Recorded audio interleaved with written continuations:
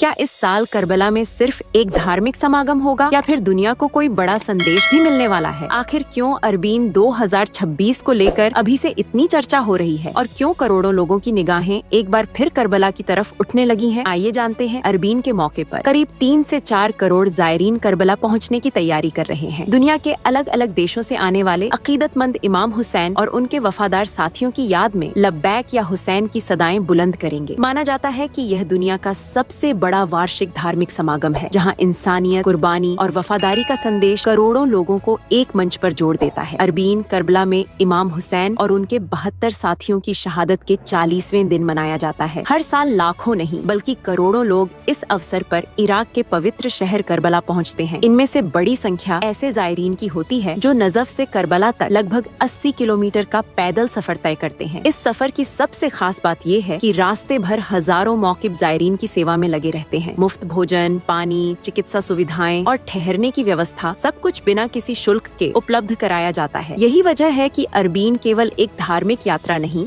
बल्कि इंसानी सेवा और भाईचारे की मिसाल भी माना जाता है। लेकिन इस बार की चर्चा सिर्फ धार्मिक पहलुओं तक सीमित नहीं है। मध्य पूर्व में हाल के घटनाक्रम, फिलिस्तीन का मुद्दा और क्षेत्रीय तनावों ने अरबीन को लेकर नई बहसों को जन्म दे दिया है। कई विश्लेषकों का मानना है कि इस बार करबला में होने वाली गतिविधियों पर पूरी दुनिया की नजर रहेगी। इसकी झलक हाल ही में आयोजित यौम अरफा के कार्यक्रमों में भी देखने को मिली। करबला में लाखों लोगों ने दुआएं अरफा में हिस्सा लिया। Iran, Iraq, Lebanon, Pakistan, Bharat, Afghanistan और कई अन्य देशों से आए श्रद्धालुओं ने इमाम हुसैन से मंसूब उस मशहूर दुआ को पढ़ा जिसे शिया मुसलमान बेहद अहम मानते हैं। दुआएं अरफा का एक हिस्सा सदियों से लोगों के दिलों को छूता आया है। ए मेरे परवरदिगार, जिसने तुझे पा लिया उसने क्या खोया और जिसने तुझे खो दिया उसने क्या पाया। यही वह संदेश है जो इंसान को दुनिया की चमक दमक से ऊपर उठकर अपने रब से जुड़ने की याद दिलाता है। हालांकि सोशल मीडिया पर सामने आए कुछ वीडियो और रिपोर्ट्स में धार्मिक नारों के साथ कुछ राजनीतिक संदेश भी सुनाई दिए। कुछ समूहों ने फिलिस्तीन के समर्थन और क्षेत्रीय मुद्दों से जुड़े नारे लगाए। समर्थकों का मानना है कि इमाम हुसैन का संदेश केवल इतिहास का हिस्सा नहीं बल्कि हर दौर में अन्याय के खिलाफ खड़े होने की प्रेरणा है। दूसरी तरफ बड़ी संख्या में ऐसे जायरीन भी होते हैं जिनका मकसद केवल जियारत, इबादत और आध्यात्मिक श्रद्धांजलि अर्पित करना होता है। यही वजह है कि अरबीन में शामिल होने वाले करोड़ों लोगों के विचार और उद्देश्य एक जैसे नहीं होते। गौरतलब है कि गदीर, मुहर्रम और अरबीन शिया मुसलमानों के लिए केवल धार्मिक अवसर नहीं बल्कि उनकी ऐतिहासिक और वैचारिक विरासत के महत्वपूर्ण पड़ाव भी माने जाते हैं। मुहर्रम त्याग और बलिदान की याद दिलाता है, जबकि अरबीन उस संदेश को दुनिया तक पहुंचाने का अवसर बन जाता है। विशेषज्ञों का मानना है कि इस बार क्षेत्रीय घटनाओं, फिलिस्तीन के मुद्दे और मध्य पूर्व की राजनीति की चर्चा मुहर्रम और अरबीन के दौरान सुनाई दे सकती है। लेकिन इन सब के बीच एक सवाल सबसे ज्यादा चर्चा में है। क्या अरबीन केवल आस्था का महासागर बनकर रहेगा या फिर दुनिया को कोई बड़ा प्रतीकात्मक संदेश भी देगा? इस सवाल का जवाब तो वक्त देगा, लेकिन एक बात तय है, जब करोड़ों लोग करबला की धरती पर जमा होंगे तब सबसे बुलंद आवाज वही होगी जिसने सदियों से इंसानियत को जोड़े रखा है। लब्बैक या हुसैन।